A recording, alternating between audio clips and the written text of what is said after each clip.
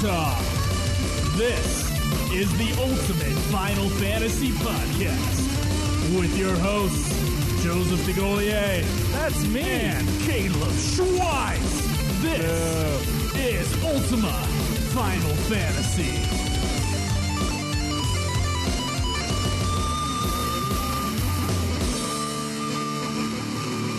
Welcome to another episode of Ultima Final Fantasy, the ultimate Final Fantasy podcast. I am your host, Caleb. I'm your other host, Joe. Fucking quiz! And today we're going to be talking about a awesome little episode, Tifa. So I know back when we watched Advent Children, complete, of course, it came with these little extra stories that were about some of the characters from Advent Children, from the universe. And one of them was in a video format with, translated nicely. And another one, a bunch of others, not so much. Yeah. So we pulled this from thelivestream.net. They have a nice 5-part video on YouTube. You can just find their channel there. It's Livestream. I think we'll put the link in the description of the episode. Yeah, we'll put it in there. But it was good. They have, I think, parts 1 through 3 remastered. And parts 4 and 5 are still pretty good, but they have weird cutouts at sometimes. So, I don't know. They did a really good job of cleaning up the first 3, though. And I still thought parts 4 and 5 sounded great. No, they did. It's just there was some weird stuff. So I'm glad they went back, and it sounds really good. And it's really cool. They went through and they had everything translated, got voice actors to do it. The girl who plays Tifa, Joe pointed out, and I think I agree. She sounds just like Tifa. Yeah, it was really good. So from Advent Children. Right. So there's a lot of FF7 content on their page, and we're going to be running through some of that because we just never got it, you know? We only got episode Denzel, and I mean, there's only so much we can... It doesn't sate our FF7 needs. I guess not. Yeah, you guess not? I guess not. To some people, they may be sated. Oh, okay. Before said little short stories are done. Schweiss, we should do some plugs. All right, you can tweet me at UFF Podcast. You can tweet me at Joseph DeGolier. Like our page on Facebook. It's facebook.com/Ultima Final Fantasy. You can find us playing the games on Twitch, mostly Schweiss. Twitch.tv/Ultima Final Fantasy. Go on to our website. Patreon. We'll do Patreon first. If you guys give us $1 or more, we throw you the episodes a little bit early. And it goes towards paying the cost of the show. So it's really awesome. Thank you so much for all of you who have donated recently. And I do owe some people some stuff. I just keep forgetting to send it out. So it will be coming. It always happens. You can ask old. Yeah, just talk to Chocobo Chica. She'll tell you all about it. Yeah, it took me like 4 months to send her a bumper sticker thing. So, and last but not least, ultimafinalfantasy.com. Yeah, please join our forums. Please ask a question. Yeah, it really stirs the pot, gets the content rolling. So it's a lot of fun. All right, so Schweiss, where am I in Final Fantasy X? Should probably be asked first. Yeah, where are you in FF10 too? Right at the beginning. Oh, where are you? I'm about 2 hours in, so I started it shortly after the last podcast that we released, and then I want to get all the trophies in, and I want to platinum as many Final Fantasy games as I can, just because I'm already doing the show. I'm really committed to trying to do everything in them, so I might as well.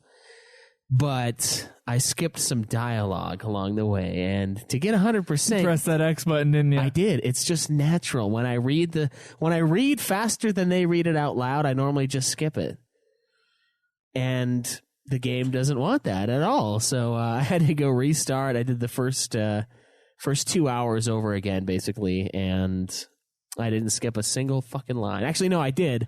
I just had to pull back and then reboot it again. There was a YouTube comment saying that it would just be easier to play it twice to get 100% than trying to do the one way through 100%.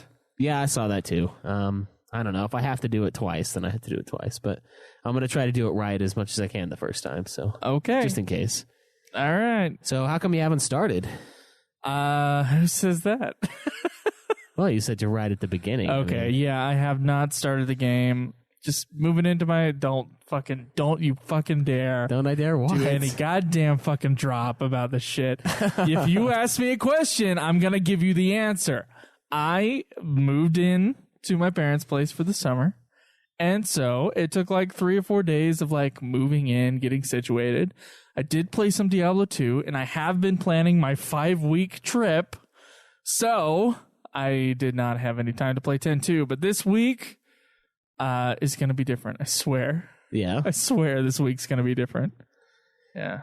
Well, that's good. I mean, have you considered buying the 10-2 thing on PS4 so you could stream it? No. Because No. I paid like $100-something for the... Oh, that's right. You got the awesome edition, didn't you? For the awesome PS3 edition. Yeah. How do you feel about them coming out with the PS4 edition? Like after you spent 2 so months much money, later. Yeah, so much money on your PS3 hog version. At the time, I didn't have a PS4, so I didn't care. It didn't bother you even as like just a thing, even if you couldn't play it. It's like that version's There was a better. piece of me that was a little bothered, but I thought incorrectly that you could play the PS3 games on the PS4. Oh. Yeah, that was wrong. Yeah, that was definitely wrong. But They did it for like every other system too, like yeah, PS2 to PS1. PS3 to some PS2 and PS1. Yeah, some of the PS3s played PS2s, yeah. But I don't know. PS4 is just like, fuck you guys. No, it doesn't even recognize music discs, like CDs. It doesn't acknowledge that they're a thing. Are you serious? Yeah, I put it in there and it didn't play it. It was like, what is this? That's crazy. I know, it's a disc just like everything else. Like it's I don't understand it, but Do they have to, like, did the PS3 come with both a DVD drive and a Blu-ray drive, and like there's 2 scanners on there, or what? well, a Blu-ray drive plays a DVD drive, so maybe Well, I'm thinking though. Well, that's what PS4 plays, right? It plays yeah, Blu-rays. it's Blu-ray. And if that were the case, you would think it would have some sort of codec for audio. I don't know. Maybe there's something I need to download, some software within the I don't know. I system. something tells me it's in the hardware itself. Yeah, like Yeah. they just don't acknowledge it anymore. Only MP3s. Maybe. That's lame. I know, it's pretty upsetting. I wanted to download my library so I could play some sort of racing game and have my own soundtrack, but You want to play a racist game? racing. Oh, okay. All right. Racing. My apologies. Yeah. I was So confused. we do have just a little bit of news this week. So yeah, let's get into that. Let's do it.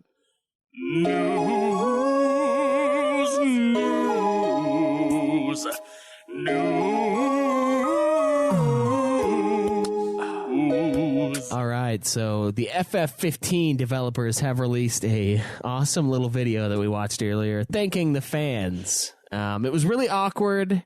There was this one part where there was a white dude amongst all the Hold on a second. Hold on. Go ahead. Okay, so you're watching this video, and it's basically you're going through different pieces of the development team, and they're Yeah, all people saying, working on it. this is what I do, and we want to thank you guys for your support, basically. And they're speaking in Japanese with the subtitles. They did get to the middle section, which you were about to say, and at the end they would all go like "thank you" or something like that, and They'd wave. they'd wave really like excitedly, Yeah. or like give the peace sign or something like that. They got to this group. What were they doing? I think they were programmers. Were they monster design? No, it might have been that, yeah. I think it was monster design. And there's like five guys, and there's one white guy in the middle. And what's great, a white English speaker Yeah. in the middle. And what's great is what at the end, when they're all like waving really excitedly, like he has a coffee cup, and he's standing there awkwardly, and he just kind of raises the coffee cup. Yeah, he raises it a few inches and then like lowers it again. It's like, It was pretty funny. I'm He's like, here. Yeah, I'm not doing any of that shit. I'm not part of this. This is too much. Yeah, so it's just a little video, like we were saying, of the whole team just kind of going through and saying thanks for checking us out, and please God, check the game out. I feel like there would be a good mockumentary series where like you get the English speaking staff and the Japanese staff, and they're developing some sort of video game. Like I feel like you can do a good mockumentary with like shit like that happening, just like the guy raising the coffee cup. Yeah, you probably could. I don't know. That seems Almost rolling his eyes. Yeah, he did not doing it. did not want to be there. So there's that. So another thing I was reading up on is they're finally thinking that after 15 years of disappointment, apparently, Final Fantasy can be great again. Wait, what 15? So 2001 to 2016. 2001 was FF10. Well, I don't think they're including FF10. I'm saying like since FF10, it's been disappointing. And so, yeah, they did a little interview with Tabata, and he was actually really surprised at the lack of knowledge for Final Fantasy in the West. I mean, we talk all the time about how it's bigger out here than it is in Japan. In terms of sales, yeah. In terms of sales, yeah, but there's a lot less space in Japan. So, I think, geographically it is smaller, yes. I think that might be what he was referencing, because he was just amazed at how little knowledge people out here had of Final Fantasy. Like, some people didn't even know of the series, which is crazy to us, but and he thinks it's because it's kind of fallen off, and he thinks that Final Fantasy 15, and I know we've talked about this before, is like the one to bring it back to greatness. And I feel like they went through the same campaign with 13 though, didn't they? I think so, yeah. He's saying that it was a very similar campaign about like... Did they say they've woken up from the dream of Final Fantasy VII? It wasn't quite that, but it was going to be like 13's going to be the next great Final Fantasy. Yeah. I didn't think they realized they weren't great until 13 was coming out, and they're like, it's been a little while. Well, I'm just afraid like you're counting your chickens before they hatch, right? Yeah, that's exactly what they're doing. That's the problem. You can't. There's part of me that's like, I really do hope it's great. But there's part of me going, hold on, guys. Don't overhype it.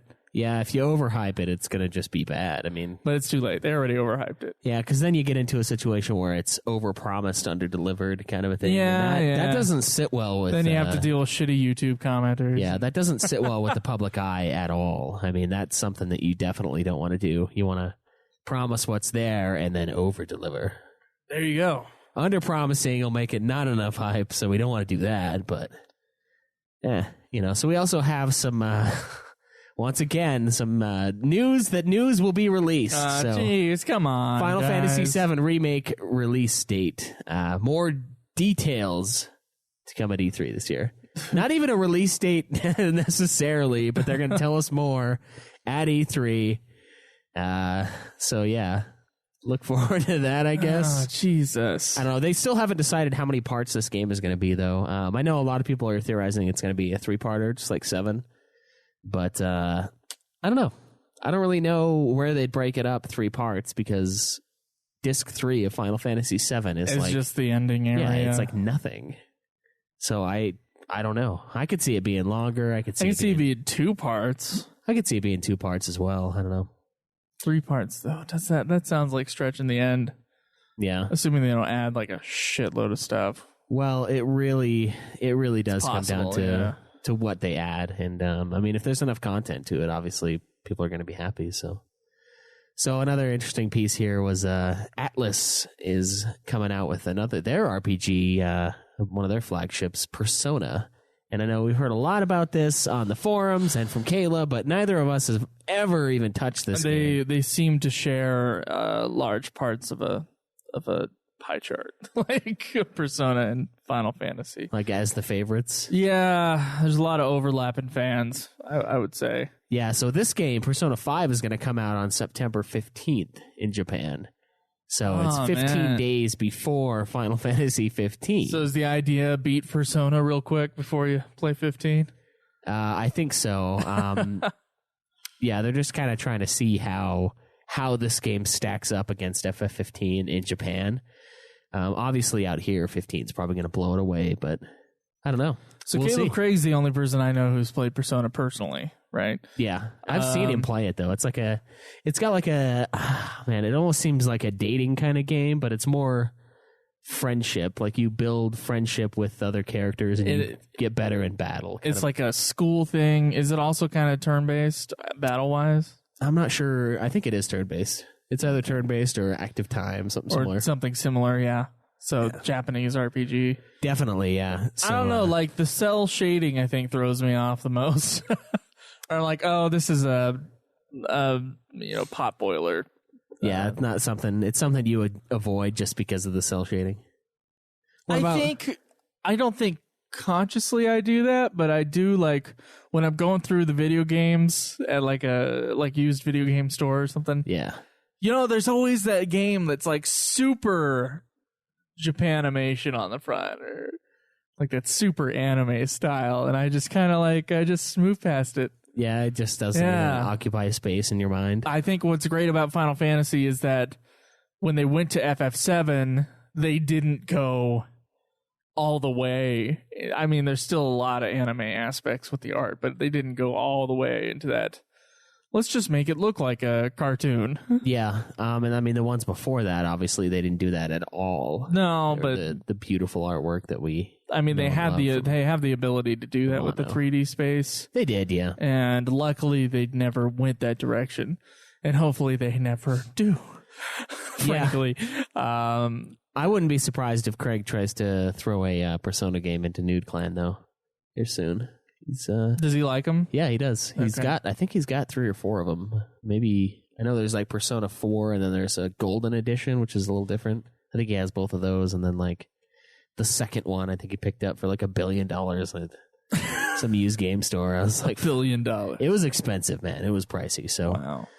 All right, so Kingdom Hearts 3 apparently is being delayed by Final Fantasy 15. Well, that's the idea, anyway, from Inquisitor.com. Right. So, I don't know. Do you? I know a lot of people really love Kingdom Hearts, and it's a big fan base. There's a lot of people that like that game series and have never played Final Fantasy, which I think is weird because there's so many crossovers from Final Fantasy. But then again, there's so much Disney involved that I can kind of see it. So if Kingdom Hearts 3 is being put on the back burner for FF15, like I don't as far as like company resources for it? As far as the resources to get the game released, I don't really have a problem with that, honestly. I thought Kingdom Hearts 3 was like way out. Like from what I was hearing a year ago, it was like Kingdom Hearts 3 is like far in the future, and they just started working on it like a year and a half ago, basically. Or when was that E3? Was that 2013?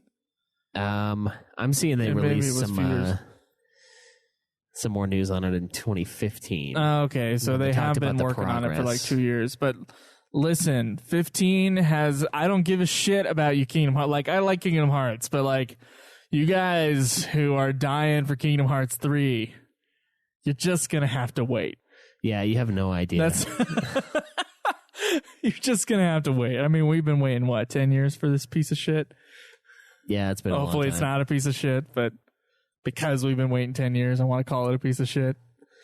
Yeah, so hopefully, I mean, when E3 this year, it's June 14th to 16th, hopefully we'll hear more about Kingdom Hearts 3, Final Fantasy VII remake, and other cool stuff. I mean, 15's already solidified, so I mean we'll know that for sure. But they used to release a Final Fantasy every 1 to 2 years.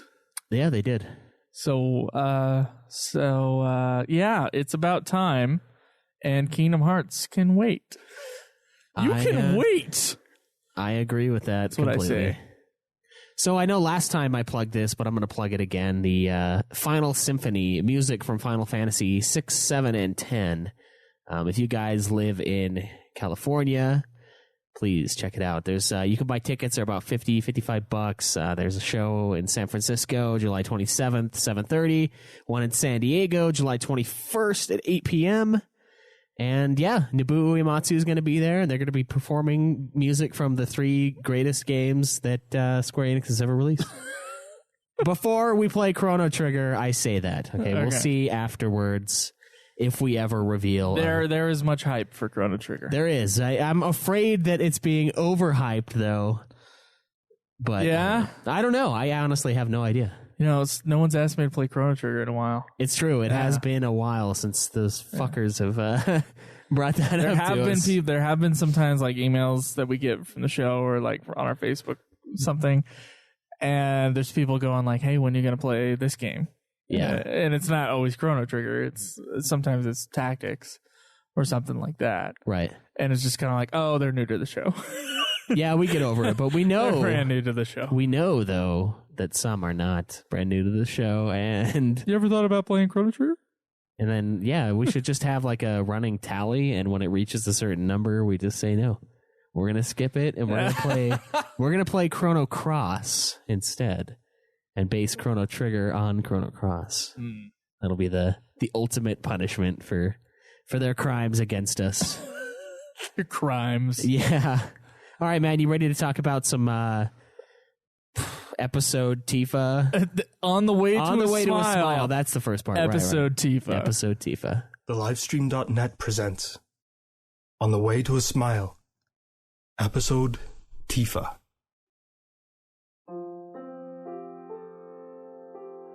Tifa saw the last customer out of her bar before returning inside to clean up in the galley.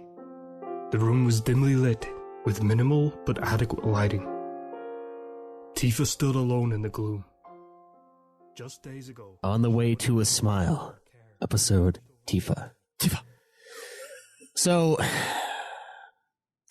All right, so there's really not that much in these things. I really enjoyed them, though. Don't get me wrong, Pixel. I think you guys did a great job translating these things. My issue is more with the lack of new content that was with it. I mean, I kind of wanted to do an episode for each of these things because they are a standalone piece of Final Fantasy media. And we had a full episode on...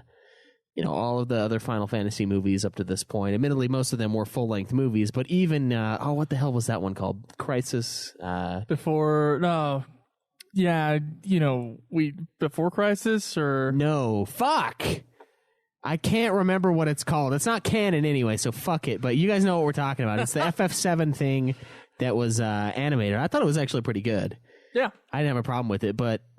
Even that one had, it had stuff that we hadn't really seen before. But most of the episode Tifa thing is kind of, it starts out before Meteor strikes, and then they talk about Meteor hitting or coming to hit, and then the aftermath where we start getting the geostigma shit, which is basically nuclear radioactivity that's infecting all these people because of the live stream coming out of the ground.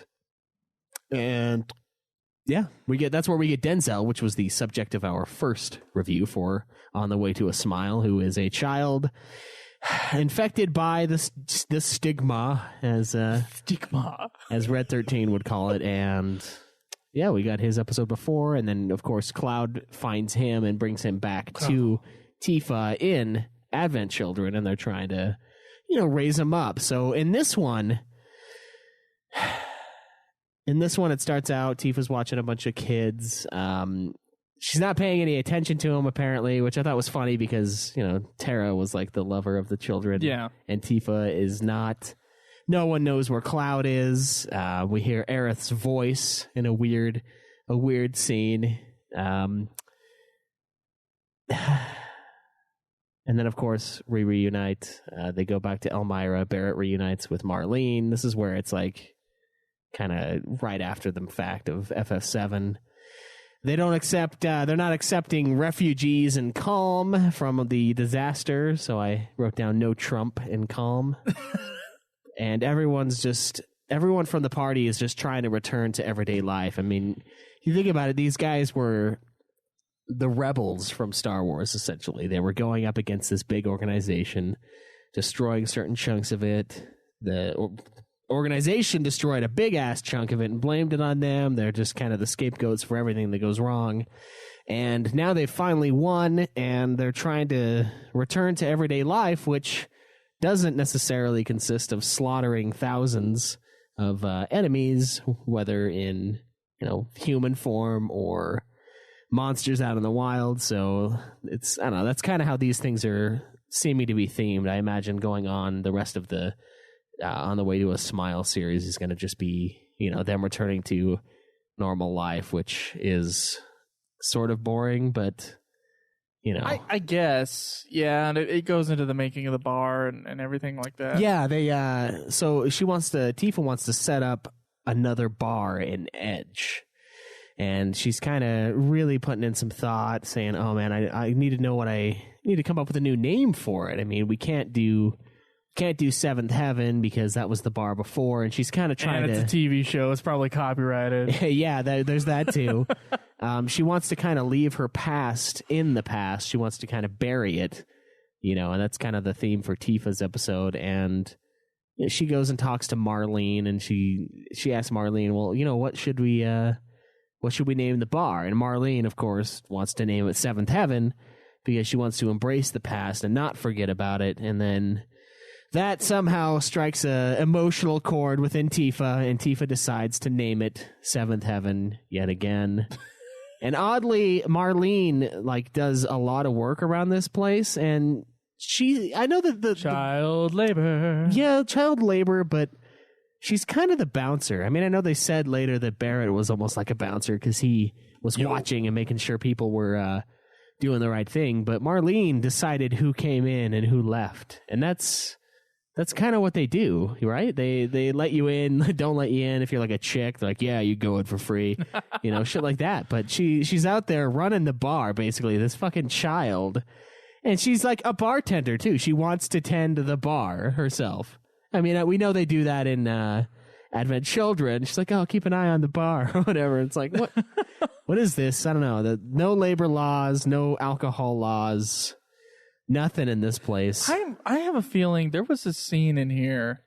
Now, I think what we've kind of failed to set up is that this story, should you listen to it or read it through livestream.net, this story is it's all kind of Tifa's remembering as she's just standing there. So it's all through Tifa's point of view. Yeah.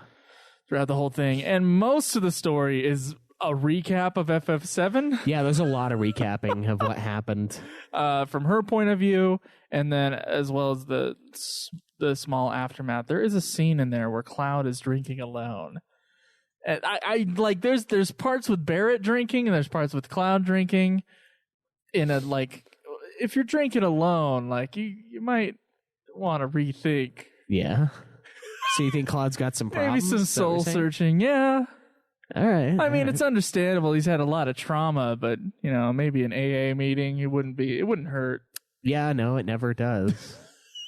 It never does, I suppose. Yeah, it is a recap, like you said, for about probably the first half, I would say, is a recap of what happened in FF7, which I don't know, it was kind of weird. I'm not sure if it's necessary, frankly. And I really hope they don't do it with every single one of these stories. I could see him doing it, though, because it is a recap. I remember when there was Avalanche, and then we destroyed the thing. Yeah, because it is a recap from everyone's point of view. They may end up doing that, which is weird because it's not like a Game of Thrones-y situation where there's two sides to the story. There's really only one side to the story. It's, these guys are evil, we did this, we saved the fucking world, we're heroes, build a shrine. That's it. I mean, unless they do like a Rashomon, which I would be very surprised about, the truth is slightly different in this person's perspective. That would be cool, but I just don't. They're not going to do it. I don't see it happening. Yeah, not with the people that they have. So we also see Cloud Strife Delivery Service, which is something we also got from Advent Children, where he's basically a delivery boy and just fills orders. He's the USPS of their world. Working for nothing, probably. Yes, he seems to be less of a delivery boy and more of a smuggler. You think so? Is that the vibe you get from this thing? That's the vibe I get. Why would you need... I need this guy with the soldier training, and he's got this incredible motorcycle, whatever. I need him to deliver a package for me. Yeah, that's true. Do you honestly think it would just be mail? I don't know, dude.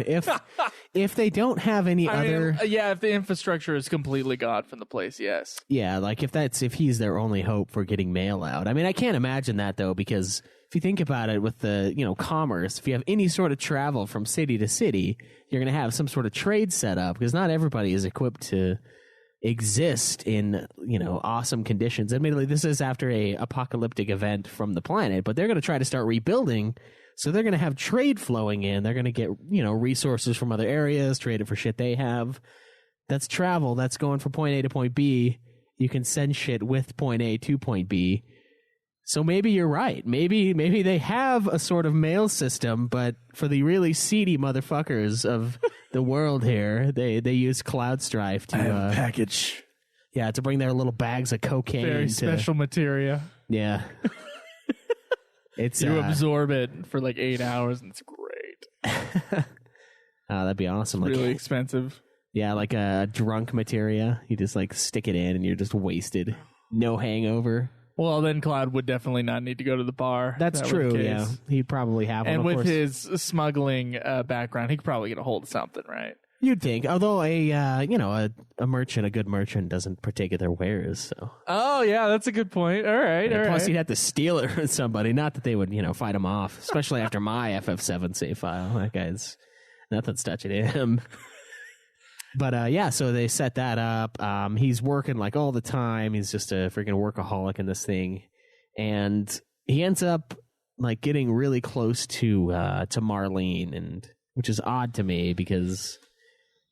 Just because I don't really know why that would happen, but I don't know. They set up that Cloud doesn't really like kids, but then he's warming up to kids after he gets Denzel. Right, and then it forms this weird, like family structure between Cloud, Tifa, Denzel, and Marlene, where Tifa's like, I don't know, she's like messed up, obviously, because she's loved Cloud forever, and Cloud is an idiot, and he can't get over Aerith, who he knew for like no time, but just had this awesome connection with, and he just can't accept her. It's really weird to me. But Tifa, so she's obsessed with him, right? And she sees him over sitting at the table playing with Marlene and Denzel, and like goes and sits down, and they're all happy, and she just envisions it as like this as a family, like she's in this family unit with Cloud finally, and I guess that's kind of fulfilling what she wants. I mean, it's not really.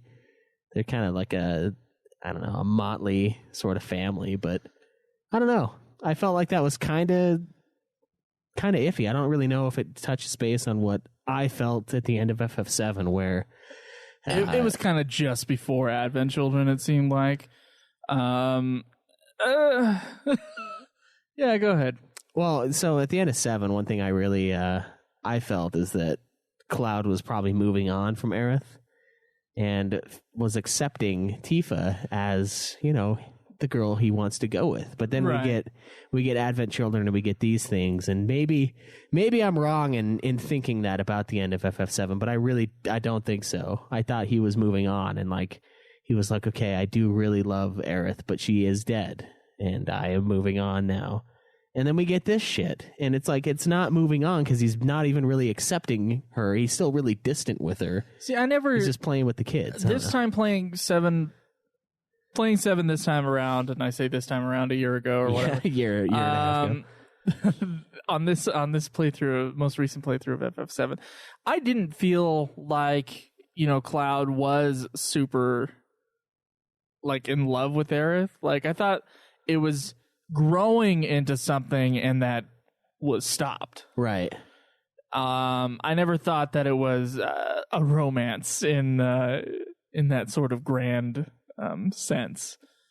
Like I thought, it was the love that could have been, but it wasn't. And Cloud regrets a lot of things with that, and it's really sad. But I'm not sure if I got that sense that it was him and Aerith. And then I felt like it was almost like, oh, he needs to be with Tifa, whether or not he realizes it. Yeah, that's how I felt too. I mean, I know there's a whole stuff with Zack where he wants to, carry on as Zack and Cloud at the same time. So he does have a draw to Aerith from that. But I don't know. I kind of felt that way too. And especially at the ending, it just seemed like he had accepted what had happened and was now going to go with the uber hot Tifa. Like... Why would you not? Well, yeah, there's the scene right before they go into the crater where it's him and Tifa, and it's actually talked about in this a little bit, where it seems like there's a fade out and there might be a sex scene there. Oh, I'm positive there's a sex we've talked about this about a year ago, I would say. It seems like, there's something there that's a little bit more sad and a little less flowery, I guess, but it's more solid. And it's, Cloud should, accept Tifa, basically. Or I don't know. Like, that's the feeling I get there. And when we get Advent Children, and he goes, and he's just dealing with the Aerith stuff, it almost feels like it's cheap. It cheapens it to me. It doesn't feel right to me. I mean, there could be stuff lost in translation, and I could be getting this entirely wrong. Yeah, that's possible. We should talk to Daniel Burke about that. Or it could be, yeah, we should. Or it could be that like maybe the Cloud and Aerith relationship. Maybe the fans got behind it, and then the creators just made it a bigger thing when they came out with Advent Children. Yeah, I mean, we got to remember though, when Aerith died, it was a big emotional blow to a lot of players. I know we didn't feel that same sting just because we had played it before, and honestly, I didn't even really use her too much. I used her. I used her the first healing time wind I played. is I guess amazing. it is good, but I normally had like full combat and just had Cure with an all attached, so that was good for me. Mm-hmm. But it was a big deal, so I can see it being done. But at the same time, I do feel like it just throws away what we had like you said, a really strong underlying love story between Tifa and Cloud that I think makes a lot more sense and means a lot more than the freaking fluttering summer crush that he had on Aerith for the first 7 hours of the game. Yeah, and it's really sad when Aerith dies, but I don't think crappy. they were like embracing and like, oh, Cloud. Yeah, it wasn't some like Romeo and Juliet style. No. Love. Neither is the one between him and Tifa though, but it's like something they've been building for years, and it's like, yeah, this is probably what we should do. And then that is really one of the big things in Advent Children that really bothered me, and it's always bothered me since the beginning, complete or no. Dealing with yeah, it's upsetting to me. I'm like, Jesus Christ, you're supposed to move on. A character is supposed to like advance in some way, change, and you changed at the end, it seemed, and then you just go back to this, and I'm like, oh my God, to emo Cloud. Yeah, and I never got that from 7. I got like a lone wolf Cloud, but not emo Cloud. He just didn't want to talk to people because he doesn't talk to people. It doesn't mean he's like emotionally unstable. He just doesn't fucking care. This is sounding like a reflection on other things. Yeah. Yeah. Like what? I don't know. Like some insight into lone wolf. I don't know. Maybe.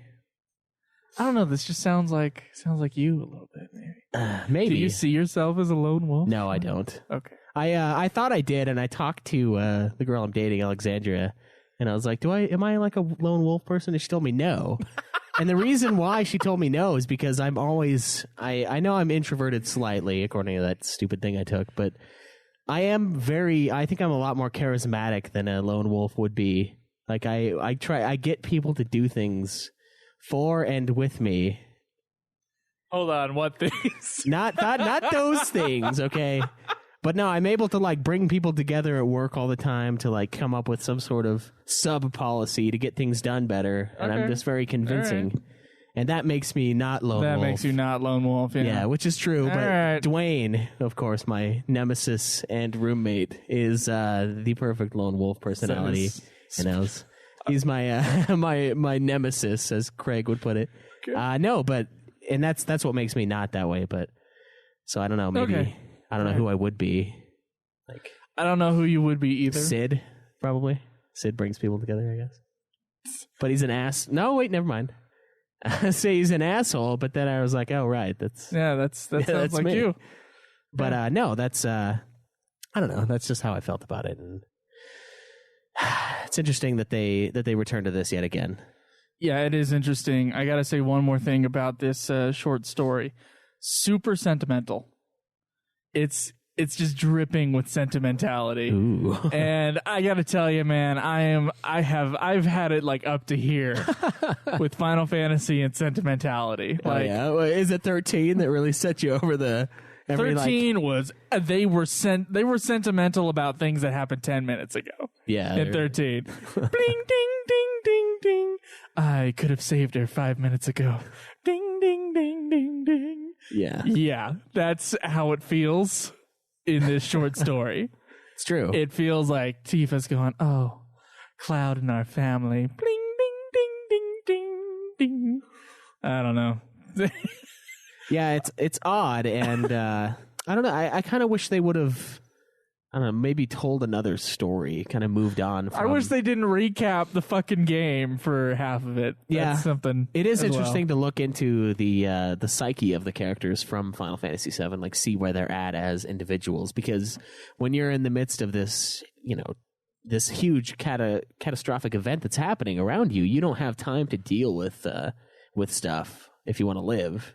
Right. So I guess that part is cool, but at the same time, it's, I don't know, it's almost like we knew what would have happened. Like, you can theorize, oh yeah, they're probably really fucked up after all of this stuff. Like, this is crazy. We don't necessarily need to have it released. I'd prefer it to, like, maybe segue into some sort of future tale or something like that. But I don't know. The only thing they ended up doing is rebuilding the bar and naming it the same name. Like, that's the only sort of like move forward that I really realized. And then Tifa finally seeing a family unit, but it was very, I don't know, like, so incomplete. They had the scene where they were planning the bar, and Barrett and Cloud were behind doing a bar. Yeah. And Barrett was like, we can't have Cloud be the guy who's at the bar, right? We can't have him be the bartender.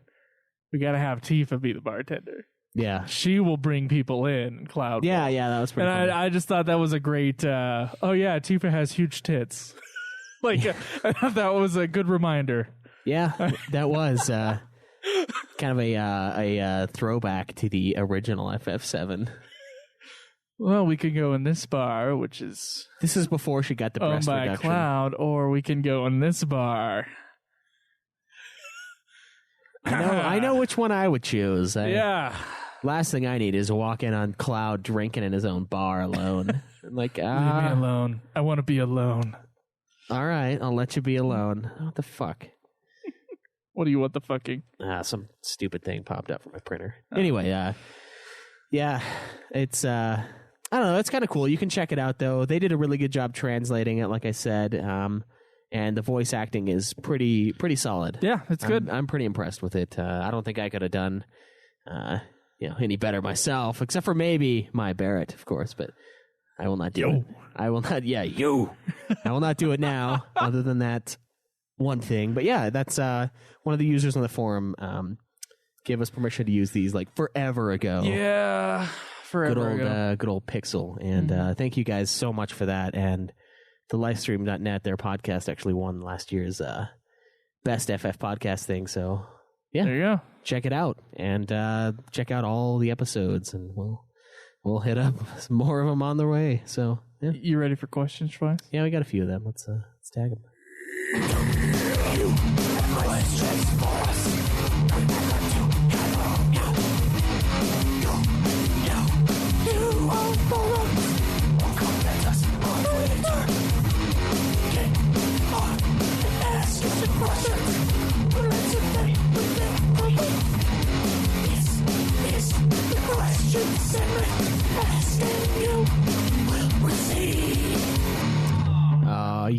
Oh yeah, big boy. Today's first question comes from You're going to have Sean. to read all those because I cannot read that from here unless you want to zoom in on the screen. Sean in 3D. Long time ago, when I first bought FF7, I had heard rumors that using a game genie, one could insert code into the game to get Neo Midgar to appear on the world map. Have you heard of this rumor? Do you think it's true? Also, have you heard of any other rumors like this from any other FF game? I feel like I would have heard about this a long time ago if it turned out ever to be true.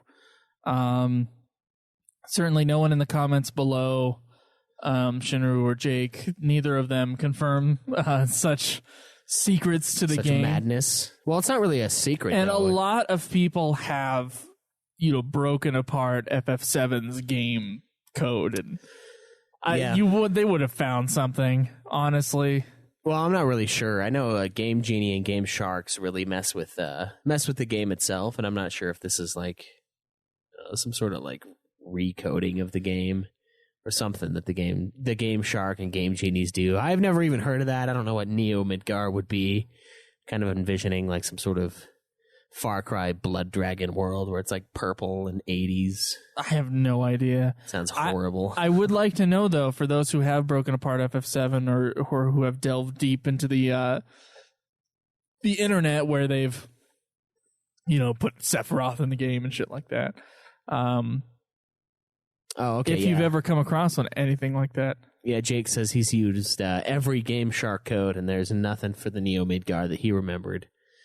So yeah, I don't know. Yeah, there you go. Have you ever? Okay, so one time I was playing FF7 on an emulator. Oh my god! In high school, we've had a huge discussion on this on Nude Clan, and I remember I was driving the airship for like a long ass time, and I don't remember what I was looking for, but I went over through Wu Tai. And then suddenly the game, like, it started getting graphically kind of weird. Yeah. And then it just went black. And then this little PlayStation symbol just popped up in the middle of the screen. And a smiley face came out of the PlayStation symbol. And nothing else happened. And I was like, what the fuck is this? I don't know if that was the emulator or the game. I have no idea what the fuck happened that day. What glitch I had run into. It was the strangest thing. Have I told you about this? No, I've never heard that before. Dude, I don't even know. Like, if anybody out there knows, you listeners out there, if you have any idea what happened in FF7, like what I did to make that happen, please let me know what it was. I almost wonder if it was like some sort of file that Square put out themselves, and once you got to a certain amount of play hours or a certain portion of the game, they just did that. Like I was able to like load up my save file and continue. Oh, really? Yeah. And you were able to finish the game up, or yeah, that was the first time I beat FF7. I beat it on the laptop. That's really weird.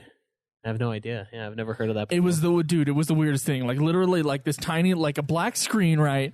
Tiny little PlayStation symbol in the middle, and then like this smiley face, just like popped out of the PlayStation symbol. Wow. I have no idea what happened. It was the craziest thing. So there are, and I've tried Googling. I don't know exactly what terms to use to Google said happening. Probably smiley face coming from PlayStation's tiny PlayStation symbol. Emulation FF7. Yeah. Maybe really long. Yeah. I have no, I was playing, I had burned. This is how the emulation worked for me because I couldn't figure out how to do the ISOs file stuff. So I had actually burned the copies of the game on CD-ROMs. So not the PlayStation ones, but like you could have put the PlayStation ones in, but I didn't want to put them into my laptop. I didn't want to like scratch them or anything. And that's how I loaded up the game. So maybe it has to do with physical hardware and it having a glitch versus the emulator. Like, it might not be the game itself. It was the strangest fucking thing.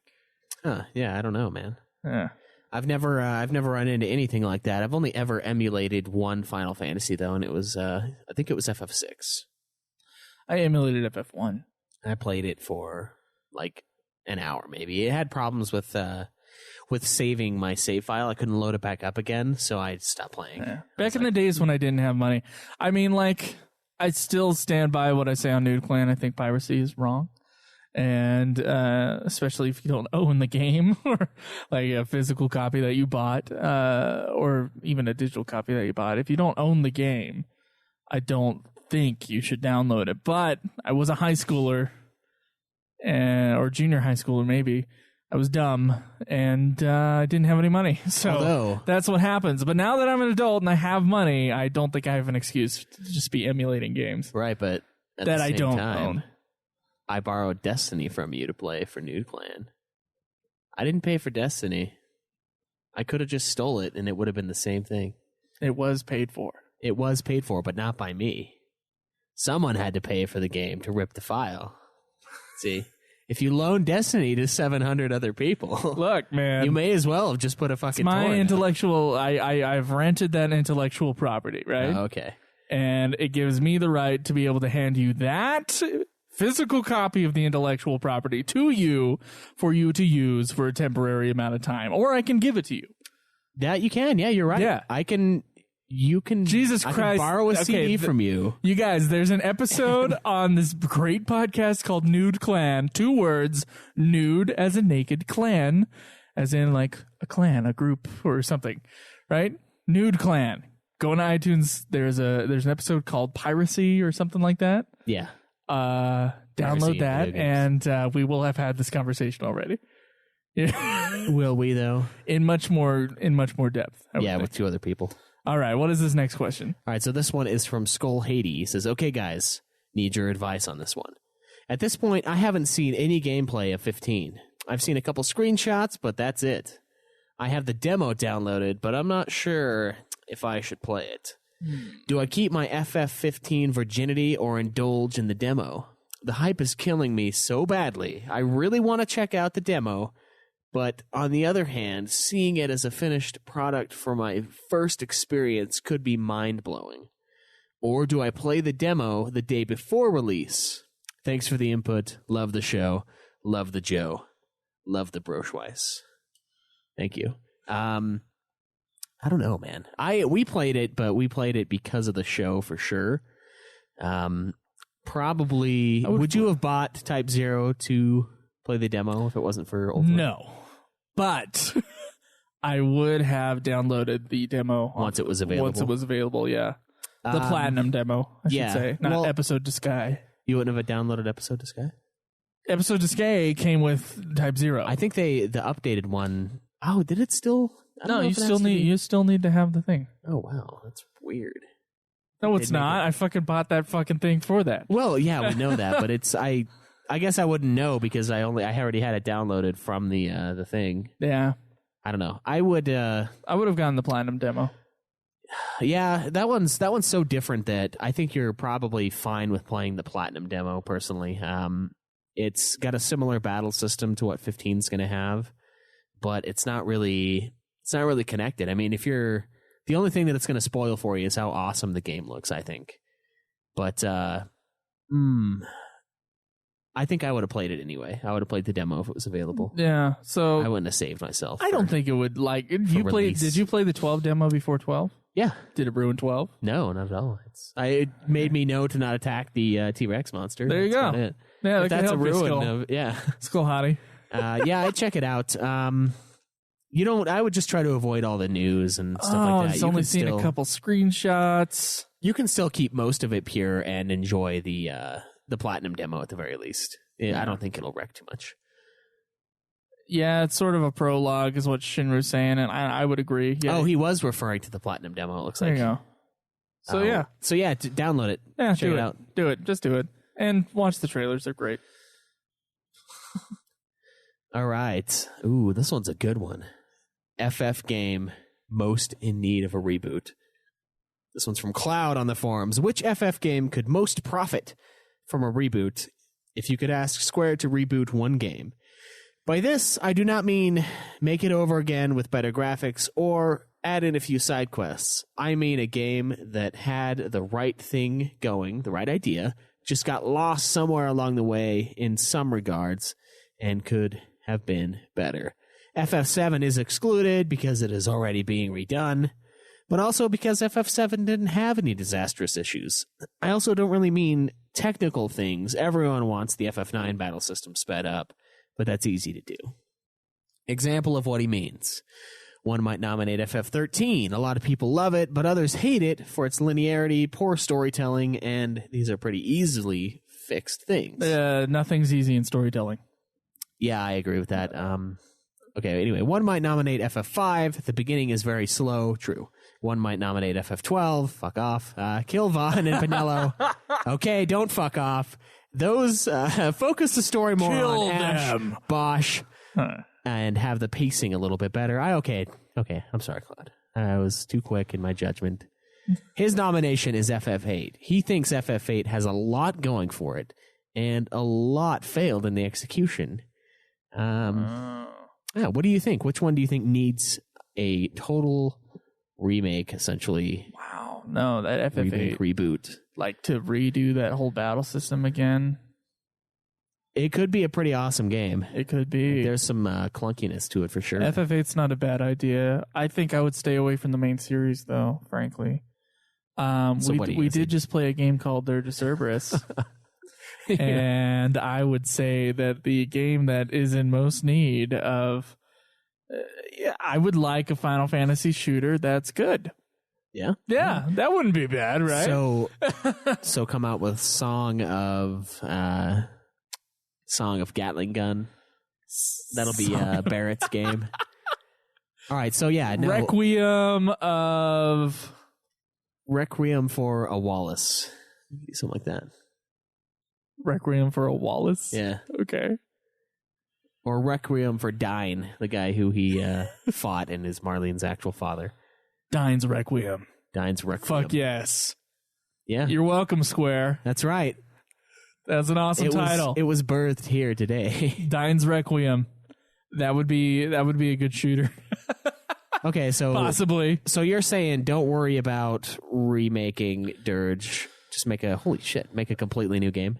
No, I feel like. Or do you want Dirge to be redone? No, Dirge, you can redo it. I think it'd have to be like a ground up thing, probably though. That's what he's asking for. I know, but that's why I'm saying stay away from the main series. I think that's the main series as a whole.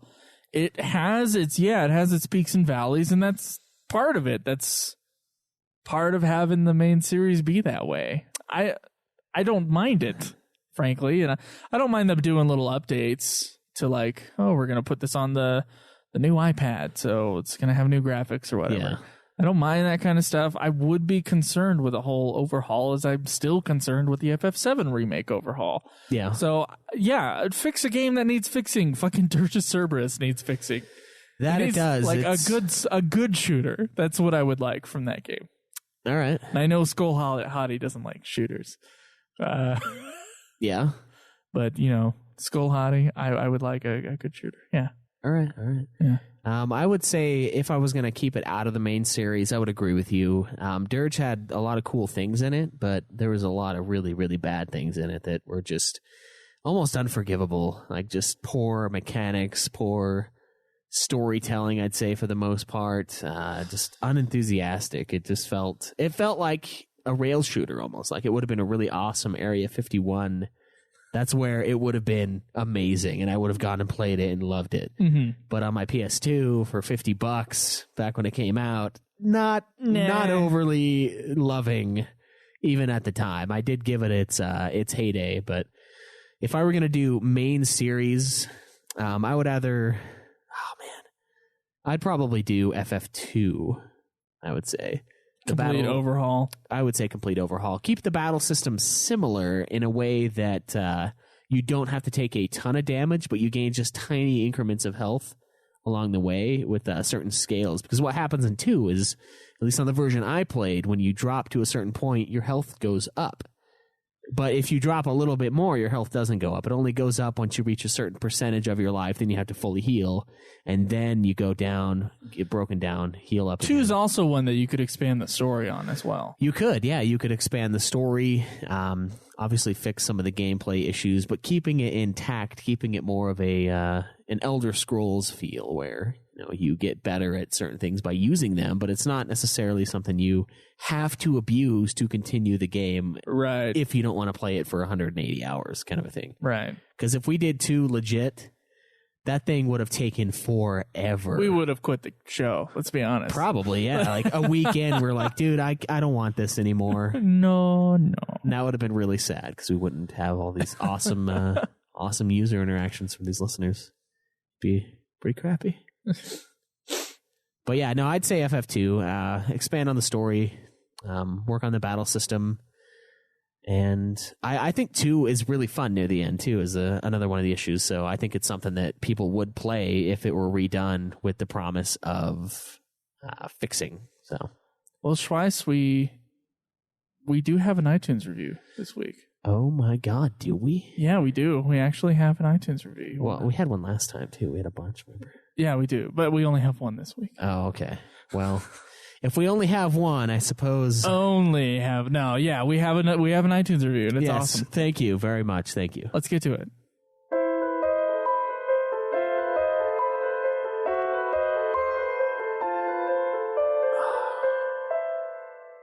iTunes reviews. iTunes reviews. What was that little hiccup for? I have no idea. All right. So this is from, what does that say? Goddamn, the computer monitor is like 12 feet away from me. Okay, this is from Discravis. Entertaining and informative gaming discussions. Joseph and Caleb do a stellar job of discussing the Final Fantasy series in a way that manages to be both substantial and entertaining. I often find myself more interested in game mechanics than story content in my RPGs. These guys break down the new developments in gameplay throughout the series with both a loving and critical eye. They've really helped me discover the true game-making genius of the developers at Square Enix. I've only played the first 2 games in the series. Whoa. Yeah. But I hope to start on the 3D games soon. I thoroughly enjoy hearing them discuss games I've never even played before. However, I won't be satisfied until they finally tackle the Kingdom Hearts series, which will be later down the road, sir. Yeah. Those games really deserve a deep discussion in relation to the FF series as a whole. I can honestly say that Ultimate Final Fantasy is one of my favorite podcasts of all time. Keep up the good work, fellas. Well, damn. Thank you very much, Discravis. Yes, thank you. Really appreciate it. That was a good iTunes review. Yeah, speaking of Kingdom Hearts, it is going to be quite a while until we get to those. Shall we recap for our new listeners? Because I know we got quite a few new listeners to the show. Yeah. Shall we recap what's going to happen? Please. As far as our order. So our next game is 10-2. After 10-2, we're going to be doing the expansions to 11. Yes. After the expansions to 11, we're going to be doing 12, Revenant Wings, and then the sequel to 13, 13-2, and then probably Final Fantasy 15, which will probably be like a 3-monther. After Final Fantasy 15, we're going to go back to the 13 series, do 13-3, and then the 14 expansions, whatever's out by then. It's probably just going to be Heaven's Word, but we'll see. We'll see. We'll see when we get to that calendar date, whenever that is. And then, after that, we're going to go through all the Ivalice games. And after the Ivalice games, there's other like little series, like we got the Final Fantasy Fighter games. Yep, Crystal Chronicles. Type 0 we've got to hit up as part of the 15 universe. Yeah. So after the direct sequels and prequels, we're going into spin-offs that are directly related to Final Fantasy games. And then we're going to, I think, the standalone spin-offs for Final Fantasies. And then we're going into like spin-off series. So like Crystal Chronicles, which is like 6 games. Well, the spin-offs, I thought that was during the same time as the Ivalice. Are we doing those later? Ivalice is one run. Right, Ivalice. Okay, so these are all part of the same section. Yeah, but okay. Crystal Chronicles is not directly related to any of the main series games. Oh, that's right. That's why we and so it's later down the road. Okay. Yeah, this is a complex thing, and there's a list online somewhere with all the order. But yeah, it's after Crystal Chronicles, and it's after the Mana series, which we're going through. The first Mana game was titled Final Fantasy. I think it was Final Fantasy Adventure, but I'm not 100% sure. Thus making the Mana series a Final Fantasy series. And so we have to go through like Dawn of Mana and all this other shit. Right. And then there was Kingdom Hearts.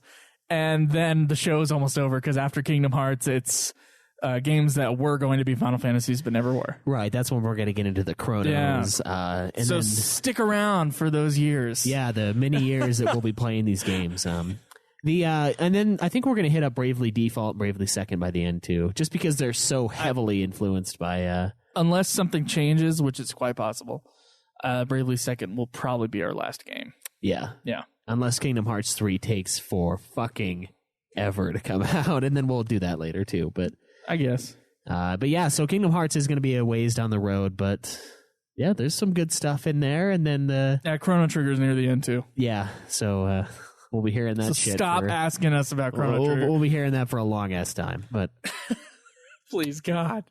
I just hope that people don't hate us for spending like forever on Crystal Chronicles, because there's like 5 or 6 games, isn't there? Because I've got 2 on the Wii. Okay. I've got like 3 that I downloaded onto the Wii. I've got like 2 fucking GameCube games. Okay, this is a huge series that I've never seen being played or played myself. I have no idea what we're opening up here. But so there's Final Fantasy Crystal Chronicles. I think there's 1 for the GameCube, 3 for the Wii, and then 1 for the DS.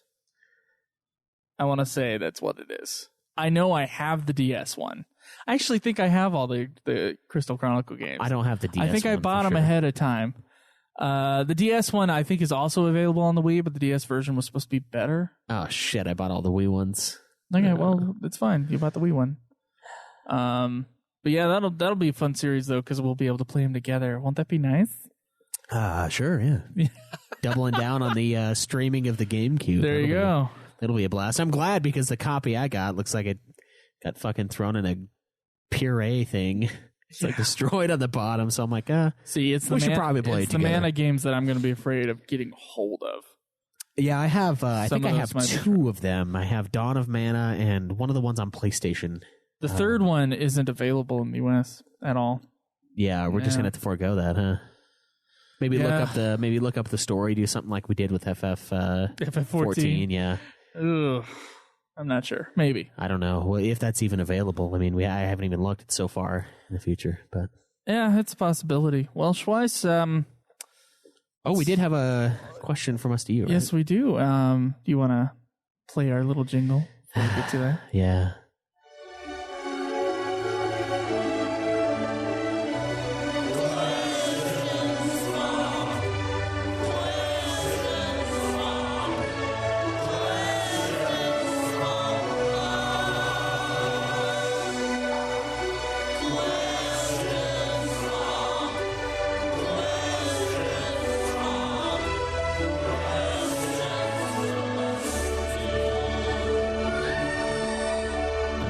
Okay, so the people on the stream know this, but the people at home listening to the podcast don't know this. Don't know what? Today I am, because I slept on your couch and I was probably like, my neck was at some like 90-degree angle and I was probably like snoring through the night. I woke up this morning, I was just like, my mouth was like, I had like cotton mouth. It was like, what? I did not have a great night's sleep last night, and I wanted some coffee in between, but we didn't want to take the time to make coffee.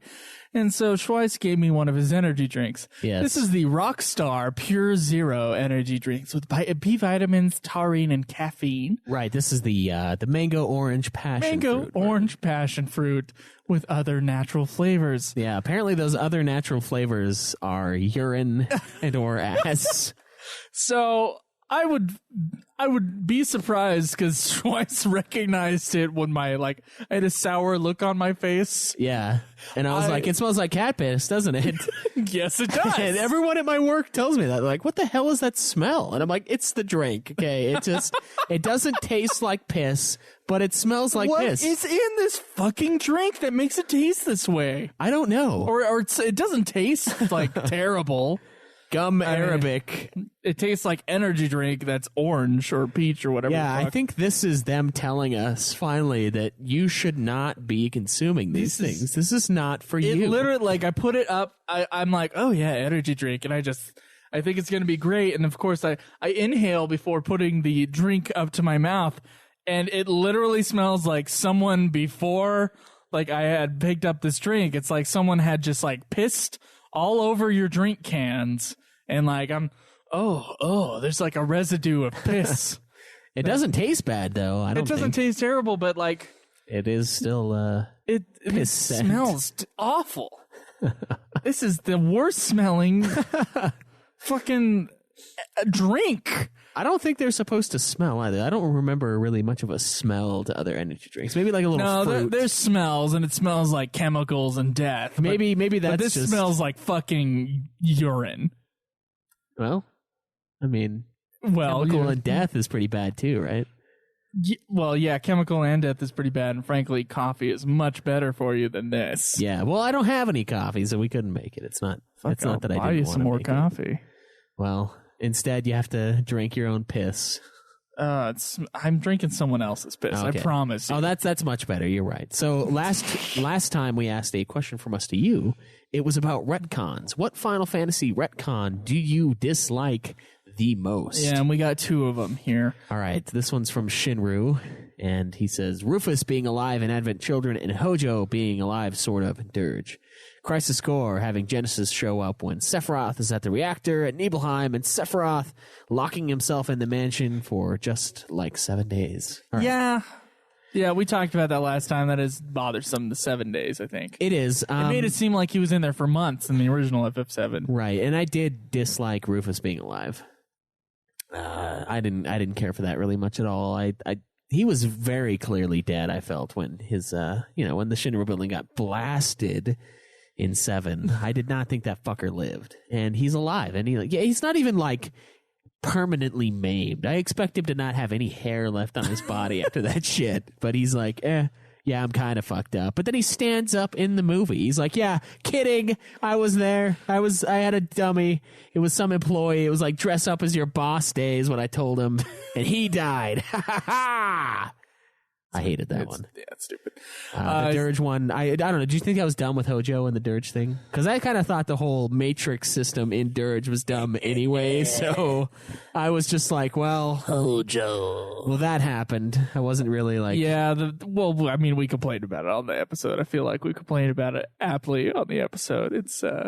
her choosing Hojo may be the most disgusting thing that entire game. Yeah, it's her like, I'm sorry if it's in, and then she just like goes into Hojo's open arms. Yeah, and he's like, yes. Only the people on the stream notice the symbol that you gave. That's all right. Okay, all right. He said another personal nitpick is how most of the Turks seem to have survived. I know saying was a mistranslation, and others obviously survived, but it feels like literally all of them lived through stuff that should have killed them. Most of the people probably should be dead in this thing. Yeah, like I think Cloud should have died many times in Advent Children, personally. Yeah, or in 7 itself, like before the game. And Zara came back and said, you want to read this one? I seriously have been thinking about this question ever since you said you were going to ask it.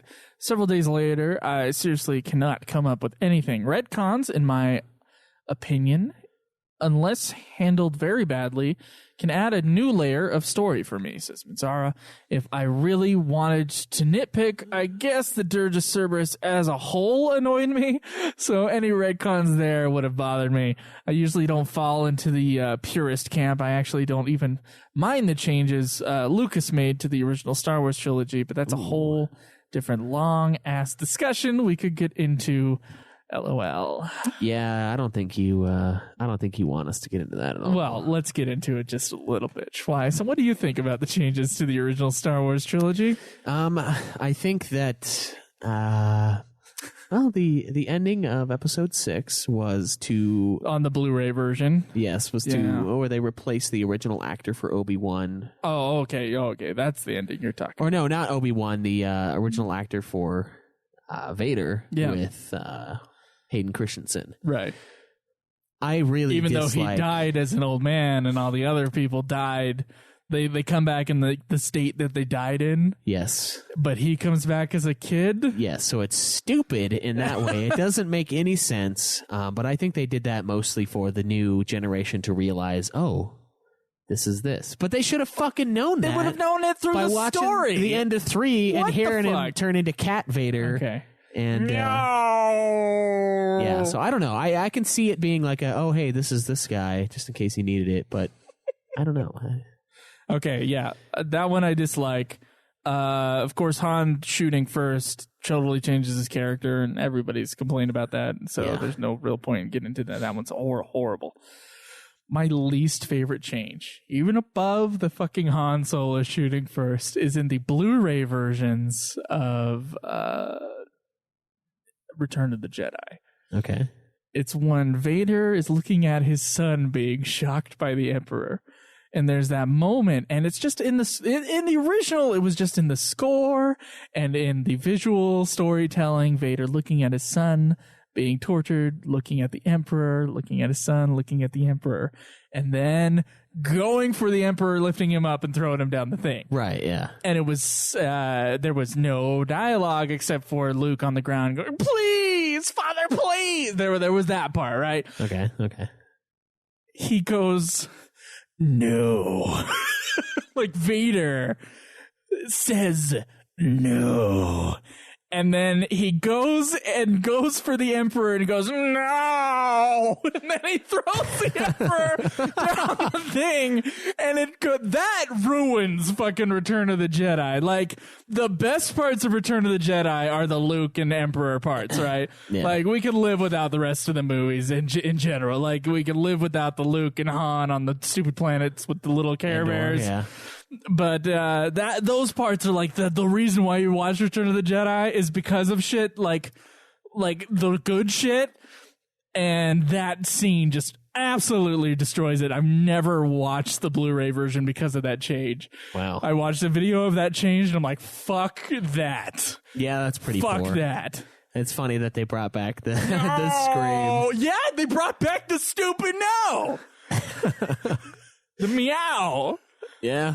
All right. Well, since this is a Final Fantasy show, I would Final agree. Fantasy has taken much from Star Wars. That's I think true. It's fair That's to talk true. We about. can. We should have an episode about Final Fantasy's Star Wars connections. Final honestly. Fantasy is Star Wars. Yeah. The episode? No.